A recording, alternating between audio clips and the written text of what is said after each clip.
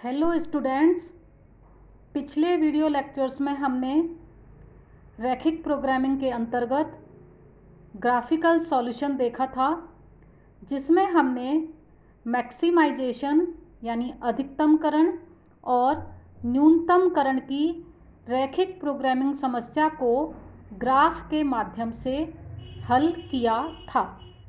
विद्यार्थियों, जो हमने प्रॉब्लम सॉल्व की थी उसमें हमारे लक्ष्य फलन में 2 वेरिएबल थे। यदि प्रॉब्लम में 2 से अधिक वेरिएबल्स होते हैं, डिसीजन वेरिएबल्स होते हैं, तो ग्राफिकल मेथड जो है वह काम नहीं करता या आसान नहीं होता। ऐसी स्थिति में जो रैखिक प्रोग्रामिंग समस्याएं हैं उनको सिंप्लेक्स विधि से सॉल्व किया जाता है। वास्तव में जनरली जो सिंप्लेक्स मेथड है वह लीनियर प्रोग्रामिंग प्रॉब्लम्स को सॉल्व करने का एक पावरफुल मेथड है, और इस वीडियो लेक्चर में हम रैखिक प्रोग्रामिंग के सिंप्लेक्स विधि का अध्ययन प्रारंभ करेंगे। विद्यार्थियों, सिंप्लेक्स विधि पर आधारित इस वीडियो लेक्चर का अध्ययन हम 2 भागों में करेंगे। आज इसके प्रथम भाग में हम शुरुआत करते हैं। विद्यार्थियों, जो सिंप्लेक्स मेथड है उसका आविष्कार जॉर्ज वी डेंटजिंग ने 1947 में किया था। सिंप्लेक्स मेथड के अंतर्गत जो रैखिक प्रोग्रामिंग समस्या है उसको मानक रूप में स्टैंडर्ड फॉर्म में रखा जाता है। विद्यार्थियों, सिंप्लेक्स प्रोसीजर में हम प्रारंभ में एक संभाव्य हल से प्रारंभ करते हैं और फिर सारणी बनाकर, टेबल बनाकर पुनरावृत्ति विधि इटरेटिव मेथड से प्रोसीजर से हल में सुधार किया जाता है।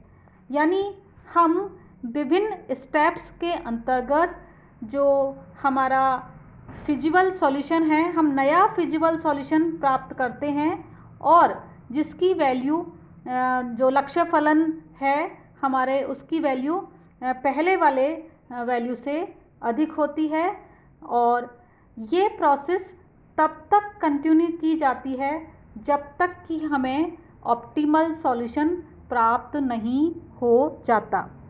तो विद्यार्थियों, हम सिंप्लेक्स मेथड के अंतर्गत विभिन्न स्टेप्स के माध्यम से हमारा जो अनुकूलतम हल है उसको प्राप्त करते हैं। अब हम सबसे पहले बात करते हैं कि जो रैखिक प्रोग्रामिंग समस्या है, लीनियर प्रोग्रामिंग प्रॉब्लम है, उसको जब हम स्टैंडर्ड फॉर्म में रखते हैं तो एक रैखिक प्रोग्रामिंग समस्या को मानक रूप में तब कहा जाता है जबकि ये शर्तें पूरी होती हैं, और ये शर्तें हैं कि सभी प्रतिबंध जो कॉन्स्ट्रेंट्स हैं वह समीकरण के रूप में हम उनको लिखते हैं, लेकिन जो हमारी अऋणात्मकता शर्तें हैं, नॉन नेगेटिविटी कॉन्स्टेंट्स हैं, वह असमीका के रूप में ही होते हैं। दूसरी बात यह है कि जो प्रत्येक प्रतिबंध है उस प्रतिबंध के दाईं ओर जो अचर राशि है वह धनात्मक होती है, पॉजिटिव होती है।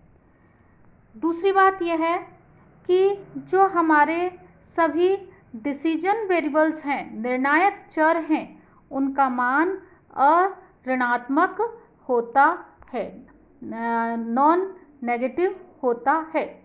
और लास्ट बात ये कि जो हमारा ऑब्जेक्टिव फंक्शन है वह या तो अधिकतमकरण या न्यूनतमकरण के रूप में होता है। तो ये शर्तें पूरी होती हैं तब हम कहते हैं कि एक linear programming problem standard form में हम उसको रख चुके हैं। अब किसी लीनियर प्रोग्रामिंग प्रॉब्लम को स्टैंडर्ड फॉर्म में रखने के बाद सिंप्लेक्स मेथड के अंतर्गत हम परिकलन विधि कैलकुलेशन प्रक्रिया कैलकुलेशन मेथड हम अपनाते हैं। और सबसे पहले जो हमारा प्रॉब्लम है लीनियर प्रोग्रामिंग प्रॉब्लम, उसमें हम जो हमारे कॉन्स्टेंट्स हैं, प्रतिबंध हैं, उनको स्लैक चरों की सहायता से, स्लैक वेरिएबल्स की सहायता से हम उनको समीकरण के रूप में बदलते हैं, इक्वेशन फॉर्म में लिखते हैं। मैंने पिछले वीडियो लेक्चर में आपको अच्छी तरह से समझाया हुआ है कि किस प्रकार हम जो कॉन्स्ट्रेंट्स हैं, जो हमारी इनइक्वलिटीज़ हैं, उनको हम स्लैक चरों के माध्यम से समीकरण में बदलते हैं। ये हम पहले ही डिस्कस कर चुके हैं विद्यार्थियों। फिर ये करने के बाद हम जो प्रदत्त सूचना है, जो हमें सूचना दी गई है, उसको हम एक टेबल के रूप में रखते हैं, एक सारणी के रूप में रखते हैं, जिसे हम सिंप्लेक्स टेबल कहते हैं। तो विद्यार्थियों, ये विभिन्न स्टेप्स हैं जिनके बारे में मैं आपको बता रही हूँ। इन शुरुआत में इनको डिस्कस करने के बाद हम एक एग्जाम्पल लेंगे और हम उस एग्जाम्पल के माध्यम से ऑप्टिमम सॉल्यूशन ज्ञात करेंगे इन विभिन्न स्टेप्स को फॉलो करते हुए। तो हमने सिंप्लेक्स टेबल बना ली। अब फिर उसके बाद एक प्रारंभिक बेसिक संभाव्य हल का हम पता लगाते हैं और आगे की प्रक्रिया शुरू करते हैं उससे हम, और इस हल का परीक्षण करते हैं कि यह अनुकूलतम है या नहीं। यदि यह हल हमारा प्रारंभिक जो बेसिक संभाव्य हल है, बेसिक फिजिबल सॉल्यूशन है, अगर वह अनुकूलतम नहीं है, इसकी कुछ कंडीशन होती हैं, हम टेस्ट करते हैं। अगर वह अनुकूलतम नहीं है तो एक संशोधित तालिका रिवाइज्ड सिंप्लेक्स टेबल बनाई जाती है और इस सिंप्लेक्स टेबल में हम इनकमिंग वेरिएबल और आउटगोइंग वेरिएबल, जो संशोधित तालिका है उसमें प्रवेश करने वाले चर और उससे बाहर जाने वाले चर निश्चित करते हैं ताकि अगला हल निकाला जा सके। इसके बाद विद्यार्थियों, हम पुनः इस हल का, जो हमारा संशोधित हल है, उसका हम पुनः परीक्षण करते हैं, टेस्ट करते हैं और देखते हैं कि यह अनुकूलतम है या नहीं। इसी प्रकार हम तब तक तालिका बनाते जाते हैं जब तक कि हमें अनुकूलतम हल प्राप्त नहीं हो जाता। विद्यार्थियों, ये विभिन्न स्टेप्स हैं, इनके आधार पर हम आगे बढ़ते हैं। इसमें मैंने आपको कैलकुलेशन प्रोसेस अभी नहीं बताई है कि हम किस प्रकार कैलकुलेशन करते हैं। तो हम अभी एक उदाहरण लेते हैं। मैंने ये उदाहरण लिया हुआ है और जो ये इसके लिए मैंने जो उदाहरण लिया है वह मेहता एंड मदनानी की जो बुक है मैथमेटिक्स फॉर इकोनॉमिस्ट, उससे ये उदाहरण लिया गया है। और आगे हम जो सिंप्लेक्स मेथड के माध्यम से जो कैलकुलेशन करके जो ऑप्टिमम सॉल्यूशन प्राप्त करेंगे वह इसी पुस्तक पर आधारित है। तो हमने उदाहरण लिया है मैक्सिमाइज द फंक्शन, हमारा फंक्शन है ऑब्जेक्टिव फंक्शन 2x + 5y, यानी हमारे जो ऑब्जेक्टिव फंक्शन में दो वेरिएबल हैं x और y, इनको हमें इस फंक्शन को हमें मैक्सिमाइज करना है, अधिकतम करना है। कॉन्स्टेंट्स दी हुई हैं सब्जेक्ट टू, ये स्ट्रक्चरल कॉन्स्टेंट्स हैं, जैसा कि हम पहले भी इस उदाहरण को ले चुके हैं प्रारंभ में। स्ट्रक्चरल कॉन्स्टेंट्स हैं x + 4y <= 24, दूसरी कॉन्स्टेंट है 3x + y <= 21 और तीसरी कॉन्स्टेंट है x + y <= 9। और जो x और y हैं वह दोनों या तो 0 से अधिक हैं या 0 के बराबर हैं। ये अऋणात्मकता बंधन है।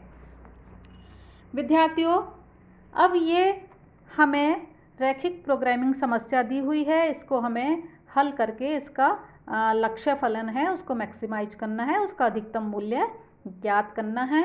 हमें जो हमारे डिसीजन वेरिएबल्स हैं उनकी वैल्यू हमें ज्ञात करनी है।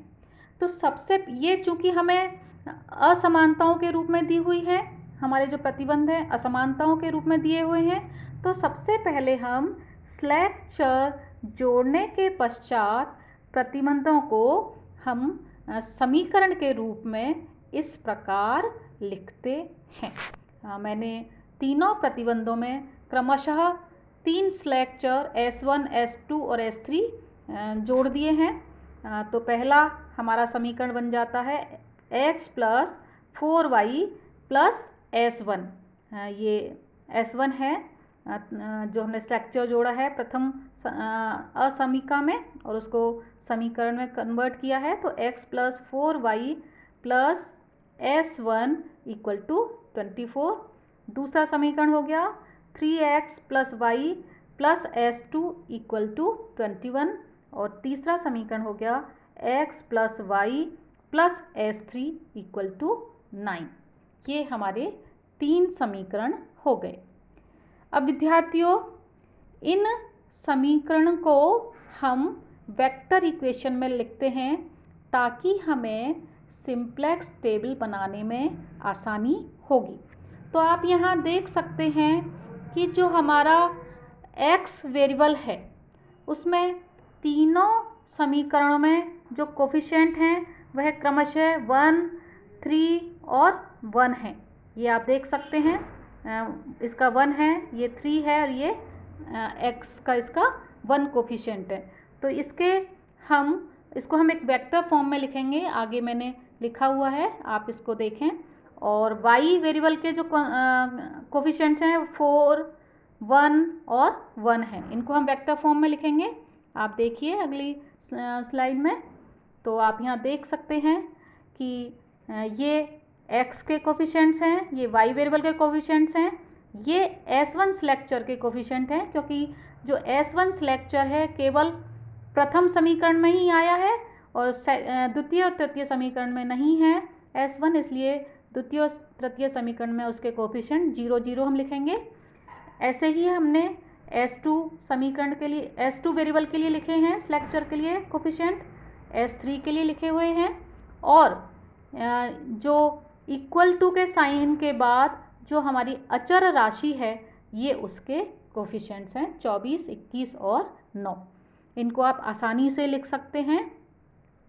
अब विद्यार्थियों, मैंने इनको सिंबल यहाँ दिए हुए हैं।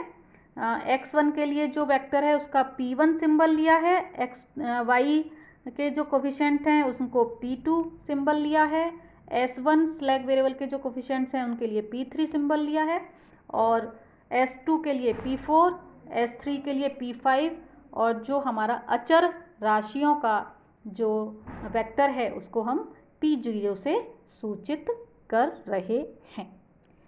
विद्यार्थियों, अब हम जो हमारी संपूर्ण LP प्रॉब्लम है उसको हम संक्षेप में इस प्रकार लिख सकते हैं। इसमें आपको समझने में कोई परेशानी नहीं होनी चाहिए, क्योंकि हमारा जो ये ऑब्जेक्टिव फंक्शन है जिसको मैक्सिमाइज करना है ये हमें दिया हुआ है, मैक्सिमाइज f = 2x + 5y। अब चूँकि हमने हमारे प्रतिबंधों में स्लैक चर जोड़ के हमने समीकरण बनाए हैं तो हम ऑब्जेक्टिव फंक्शन में भी जो स्लैक वेरिएबल्स हैं उनको शामिल कर लेंगे। तो यहाँ पर S1, S2 और S3 स्लैक वेरिएबल्स शामिल किए हुए हैं ऑब्जेक्टिव फंक्शन में, लेकिन इनके जो कोफिशिएंट हैं वह 0, 0 हमने लिए हुए हैं।